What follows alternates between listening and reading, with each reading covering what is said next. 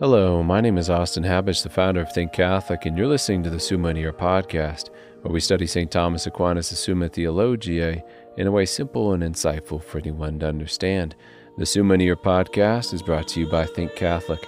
Taking 2 questions of the Summa a day, we'll seek to summarize St. Thomas's responses, discovering the brilliance of Aquinas. And his Catholic faith is day 142. So let's get started. We're covering today questions 48 and 49 of the Secundae, that is, of the parts of prudence and of each quasi-integral part of prudence.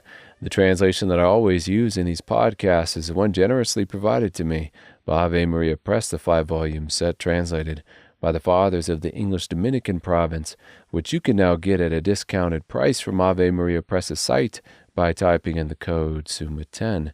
And so here we go. Article 1. Whether 3 parts of prudence are fittingly assigned.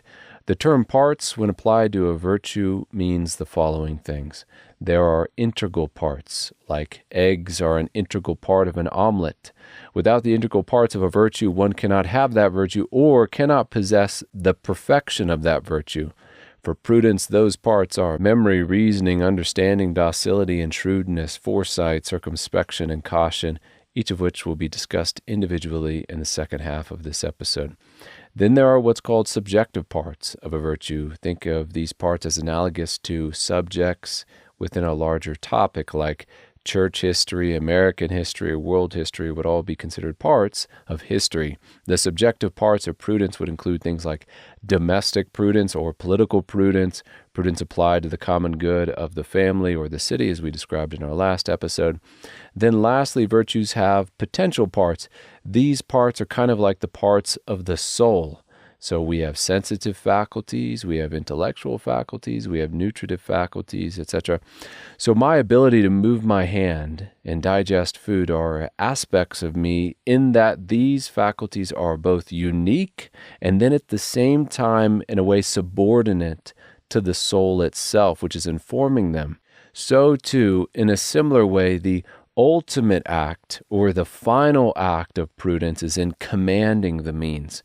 But that command relies on other things which are in a sense under it or aimed towards it. That is, right deliberation on the means and right judgment on the best means.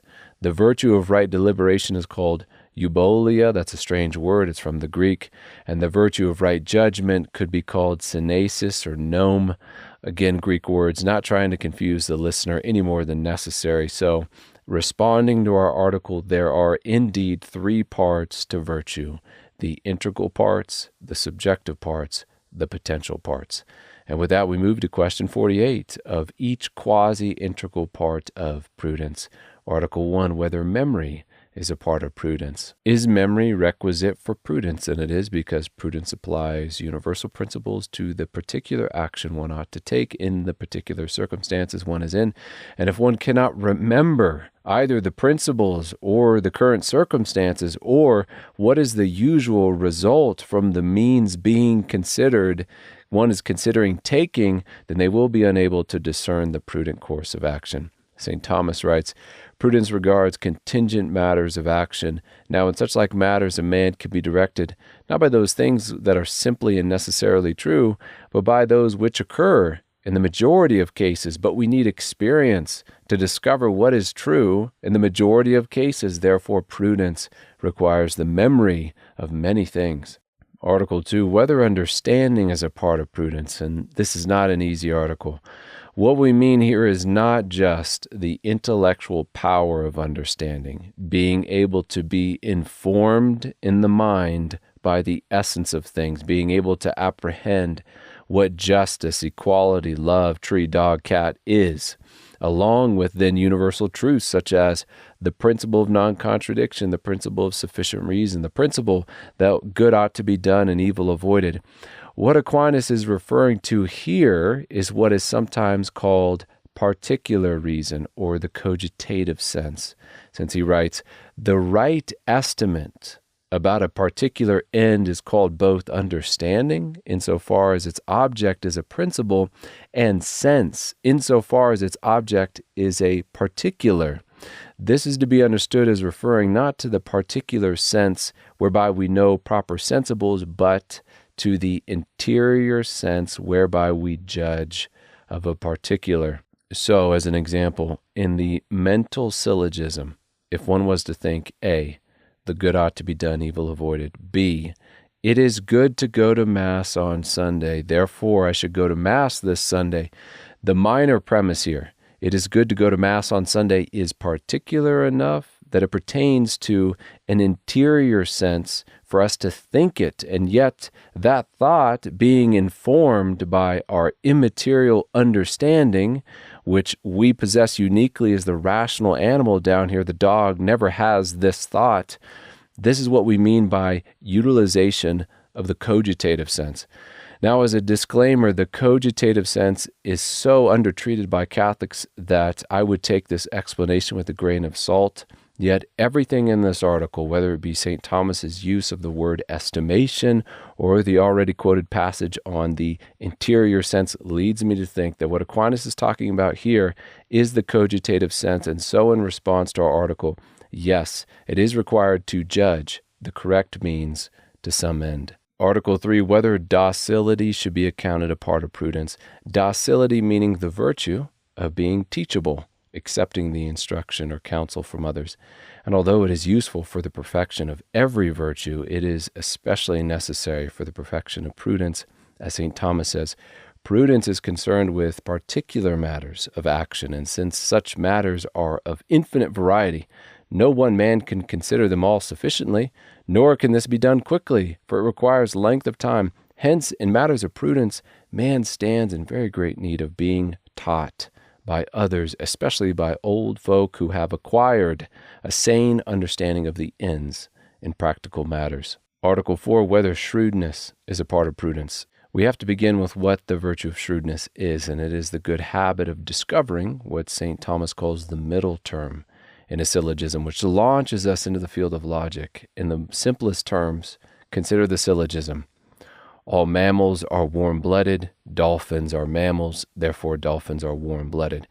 Mammal is the middle term, and it allows the argument to come together and lead to a conclusion.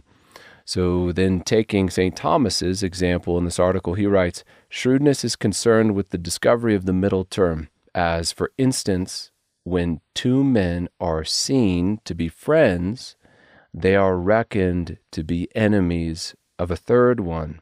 Okay, so pulling that apart, shrewdness is the virtue of, for example, taking A, man 1 is an enemy of John, then B, man 1 and man 2 are friends, then shrewdly supplying the connecting middle and principle to arrive at our conclusion. That middle is friends of an enemy are also considered an enemy. Therefore, man 2 will be recognized also as an enemy by John. This is what we mean by the virtue of shrewdness, supplying the connector and the argument to lead one to the correct conclusion, and it is necessary for the perfection of prudence. Article 5, whether reason should be reckoned a part of prudence. Answered succinctly and plainly by St. Thomas, he writes, the work of prudence is to take good counsel. Now, counsel is a research proceeding from certain things to others, but this is the work of reason. It follows that reason should be numbered among these parts. Article 6, whether foresight should be accounted a part of prudence. Yes, it should, and also described plainly by Aquinas, prudence is properly about the means to an end, and its proper work is to set them in due order to the end. Future contingents, insofar as they can be directed by man to the end of human life, are the matter of prudence, and each of these things is implied in the word foresight, for it implies the notion of something distant, to which that which occurs in the present has to be directed. Therefore, foresight is a part of prudence. Article 7, whether circumspection can be part of prudence. Circumspection means from the Latin literally to look around. It means to be aware of one's circumstances, and it is an integral part of prudence. St. Thomas says, just as it belongs to foresight to look on that which is by its nature suitable to an end, so it belongs to circumspection to consider whether it be suitable to the end in view of the circumstances, and therefore each is reckoned a distinct part of prudence. Article 8, our last article, whether caution should be reckoned a part of prudence.